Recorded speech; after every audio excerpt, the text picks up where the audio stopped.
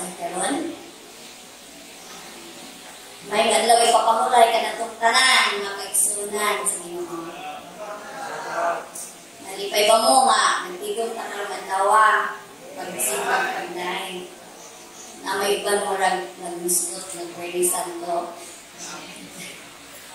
Dili mali kayo mo. Sa dili pa kita magpadayon, ako sa mga ng Ginoo, dalang Espiritu pinagi sa pagangko. Ginoong Diyos, salamat sa usa ka adlaw na imihakat ka namin. Gaya kami, pinagi sa iyong puno. Abi ka ang sinikasi ng puno-puno. Araw malawat na mo yung grasya at kumatuloy. Inyang po sa malalim sa sanin. Nagkabuntagon, mag-focus rata sa isa ka teksto na makita sa Jeremias 33:3. Kini nga teksto yung mga tekstola sa gudina ko ka paborito. This is such a beautiful and encouraging verse. Akong sermon, ako lang ipauluhan ko, God's phone number. Ano phone number? Because it emphasizes the idea that God invites to call upon Him, invites to plead in times of need, and He promises to answer us. Sa kuno? Nagsabi siya sa ato na siya mutubag ka natin. Kumusta ang atong mga pagtawag na niya mga kaigsunan? Itubag ba ta? O wala? Sa Jeremias 29:12, it says, kung kita masangkit ka niya, si Jesus, kanato, ito ba? Isa sa kadaghan pullers sa Ginoon. Ibagunta, dili pareha sa akong phone number, ibangin ng gabi, manawag kami ng big-big, hindi ng dayon, the number you dial is unattended, or the number you dial is incorrect, or the number you dial or all lines are busy now. Please try your call later. Pero ang Ginoo, dili na tinana. Mutubag siya anytime sa atong mga pagpangko. Sa teksto, adunay indikasyon, call to me. Ang pagtawag sa Ginoo sa kaindikasyon na kinasing-kasing. Dili ka magkahaduha mga kaigsunon. Walay kondisyon, walay butang o kondisyon. Kung kano sa kita magtawag kaniya, anytime kita magtawag kaniya. Sama sa pagdayag sa numero. Pero, kinahanglan kita magtawag, pinaagi sa pag-ampo. Sa experience ng mga kaigsunan na kanabitang dito mi sa Mawis, sa Bato ay Friday ay ito sa hapon. Napamagigili ang driver sa Kampot, si Alex, dito kanin. Alas 2 kahapon, yung po mag-uli ng iyong mga Roy, ihatod kami niya kay sa Kaduna niya sa Alfred ng Bulat. Kami niking ato. So, natanong na po, dili nga side, na nakita na ay part na grabe ka, ito na ang portion. Pero, kamay na po. So, yun ito luminig, kaya sa Kampot. Pag-abot na mo na nakita ang Hanunoy, dapat naman ikalitrag ka, anak, kaya itong ang mga kakanit ang kaano. Niya, talawan ba itong balon? Nadalingin ako sa gilid. Ako ba, kalipod? Ang mga balon nagmisi, murag nalipay. Ang kaniliking na nakuan ko kay na mga bata. Nagsiril ko. Iyon na ko di Alex. Tapos magsilupin nga ka na. Kung nakita ko dito masilupin. Tapos mo anak. Kay mga basa ni. So, ako ni Kubus, ako isapak si King. Ako ni Nanuti, makakot ka. Ang ako rin ni King, that is love first and foremost. Kita ng mga bata pa, yung mga reverse. Sa Lord. Kabali ni anak namin ang magdulog si King. Ang ako, ang po, napilin ang po ay kung ano.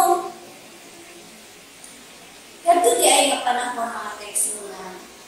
Nadi ay kanagito, nagtuyok ang hangin. Hipo. Lilo ang sa nila na. Basta mo na. Pag-abot na doon hagunoy, nilampas lang yung hagunoy, nag-criss-crossing na itong mga pambot, pinaspasay. Hindi ang pambot, gagmay. Nagdag ko mga nalagay, grabe ng pinaspasay dagan. Nga, di na ako. Ang sige ay diretso ra kay kung balik ni mas delikado. So, ang pura yun, dagang pibuhat hindi ko kabalo ni Royales kung nag-ampo ba po ito. Kay, siya may nag-drive.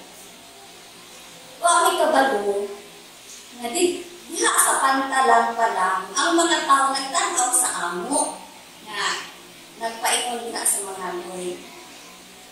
Ana na akong uyuan na.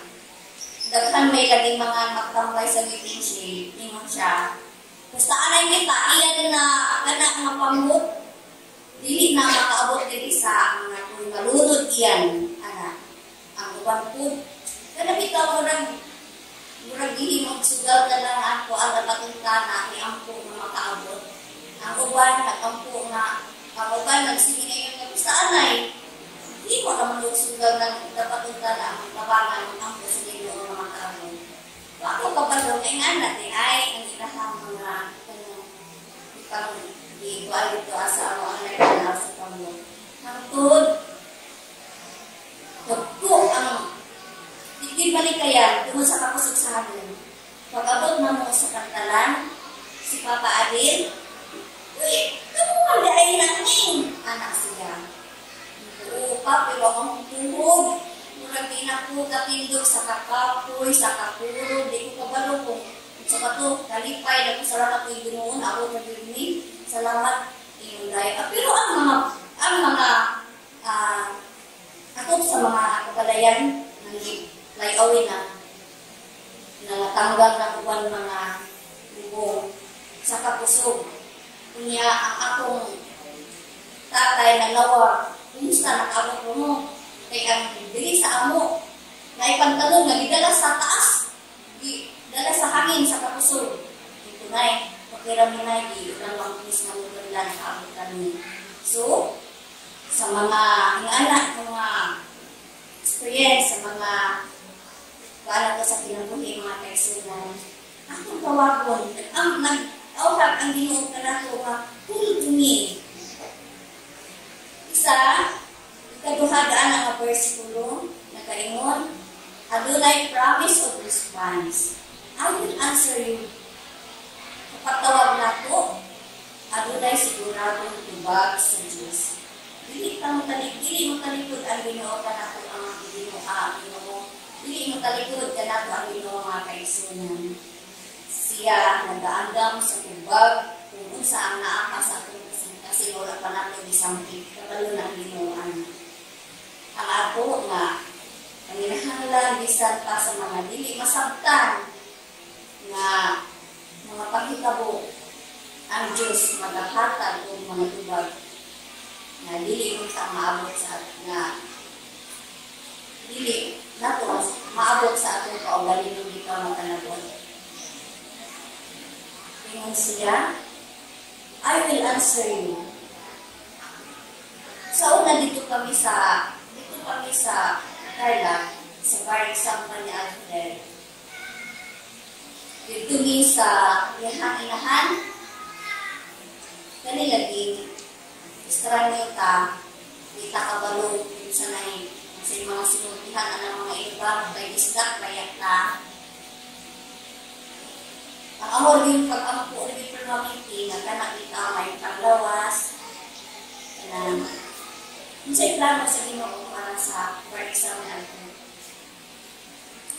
gabi hindi makawa si Bibi, kaya lahirang magiging kauban mo ang awalan is mag-ampo rin nito ha, bago ni matulog. Kaya anak na panahon, wala sa antibag Manila. Ang tod niya abot, ang exam, nakunga na lang ang ilang exam, ang pag-ampo na Ginoo kung sa inyong plano, muli ako, kung sa inyong may ako, kakapihan ako kung sa inyong plano sa dili sa before mo result ang bar exam, dili sa kadlaw, nagkampo ko nga, punta mo siguro kay kanang magtingog-tingog ng kaldero, ana, di mo ko ka lang ang bawang dito sa ilahan, sa'yo, kay, no, nakita mo kamatong ka, magbuti na lupog suot, magpangtalong, magmedyas na, yung suot, magpapagawin sa kapitlaw. Pero, nakamatamagid ko sa hanggang ko na nag-iman. Kasi, umaabot naman ang parisot. Anak kong classmate ni Alfred na din sila sa Pernila, di sa Surigao, si Makusi, ang apelido. Tagiya ko sa boarding house ng Libuyan. Siya bars, na ang bars, isot. Dito palanggaan sa amo pang sa kwarto palanggaan na mo, madungog na mo ang pakakak sa magtiayon. Kay 80 average daw ang iyahang per exam result. So, tawag siya, gusto na alam yung per exam. Siya, siya, pinay ako. Anak siya. Dito lang niya, nagdala siya o bond paper long na makita niyo ang mga list sa kanang kapasar. Pagtanaw ka na kung magiging pangalan na Alfred ko. Karoon, hindi gawas ko kay ang taga ko ito, hindi masusukot kaya niya manilis rapon. Hindi, iman ko. Hilak naman siya. Sumbat naman niya ng siminto. Lagi naman na yung sunod ko kay wala siya kapasar.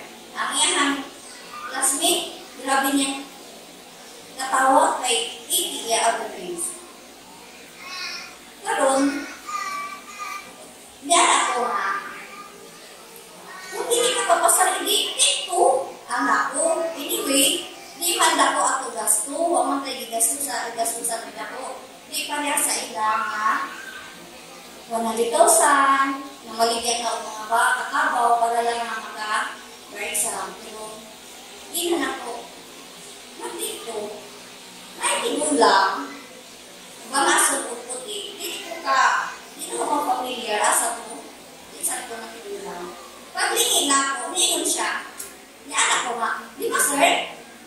Siya, ang naday siya, gana. Ano ko ba nagkamo? Gana. Anak siya. So, nawala ako tigulang. Kaya ko magtigulog ka. Pero niyabot ang buntag sa iyo nga. Nakunaw na ako sa dollar.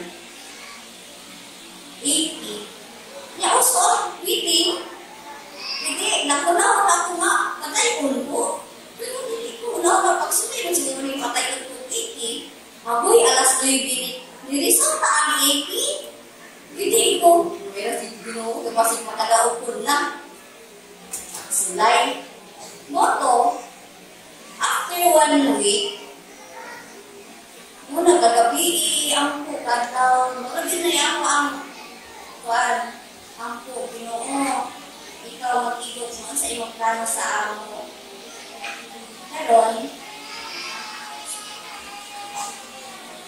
Sabado na,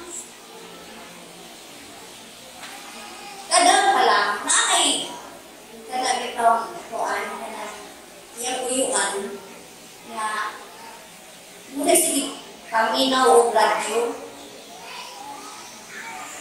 Natulog niya na ang barisot na anak, ingon dahil ito. Pero before ato, di na nakuloy. Nagdang ko na pagpuli, balik ako nagdang hapon. Kasi naman itong tigulama, ako taas akong tigulang dito itong mga familiar. Para magpupo, muto, itsaa. Naguna-una ka ng good ka, pero may anak ko dito. Ako lang magputos din o. Baka nakabalon sa plano. So, pagkabuntag sa'yo, anak na dahil kung niya makuyuan, oh, pwede. Nakapasar ka. Di ko kabalot yung pasar ako, pero may mga colors na ako. Wala yung congratulate. Mga alas 6, diyang magulang, dagat sa baryo, sa bayan, nagkuha ang newspaper. Nabi dito, mga kaigsunan, ang pangalan ni Alfred. Ang katungihan classmate na nagkatawa, bakhang sunod sa kalipay na nakapasar daw siya. Wala man. Wagi na, wala yung pangalan niya dito. Sa tanan-tanan na nag-take over, ako sa ilang mabas. Sa Alfred na hapon ang nagkatawa, ang nakapasar. Ang mga kaigsunan, kita magsambit sa Ginoo. Ginoo sa Ginoo, nagkikita sa ato. Prove to me. Niya, I have promised, I will answer you. Ang Diyos maghatag og tubag na dili nato maabot sa atong kaugalingon ng kanamo. Ikatulo, diha sa mga teksto, adunay revelation of hidden things. Ingon three, and tell you great and unreachable things you do not know. Ang pagtubag sa Ginoo, maghahatag kay nato og great and unreachable things. Kini nagpasabot nga adunay mga butang nga dili nato usabutan o matugkad gamit lang ang atong pinaguna. Apan pinaagi sa atong pag-ampo ug pagsalig sa Ginoo, maabot ka na to ang kaalam o kasayuran na gikan sa Ginoo. Mga kaigsunan, ang atong pagtabag sa Ginoo kaya dili sa kaya ng mapagsulti. Dili sa ka relasyon nga naghatag ka nato og kalinaw o kalikon. Ang atong Diyos andam kanunay sa pagdungog o paghatag ug tubag sa atong mga panginahanglan. Tawgas siya ug saligi niya mga sala. Si Jeremias baya nga naa sa prisuhan, grabe siya kamasulupon, hindi komportable, hindi sa komportable dito sa prisuhan, no? Nga, mag-uot lang, mag-imong baho, masimot, nagkapon ninyo, tingin makakunod sa kapuot. Pero, tingin ang Ginoo kang Jeremias, tawag ako. Kaya na ako, kanino, ang Jeremias 33, mga kaigsunan, i-emphasize ang importante, maintaining a close relationship with God through prayer. As a powerful reminder, mga kaigsunan, that God is always ready to listen and respond to our needs. Ang atong mga chronicles of problems. Have you been regularly dialing God's remember? Dala ng mga pangutan ng mga kaisunan ng mga makatubag. Happy Sabbath.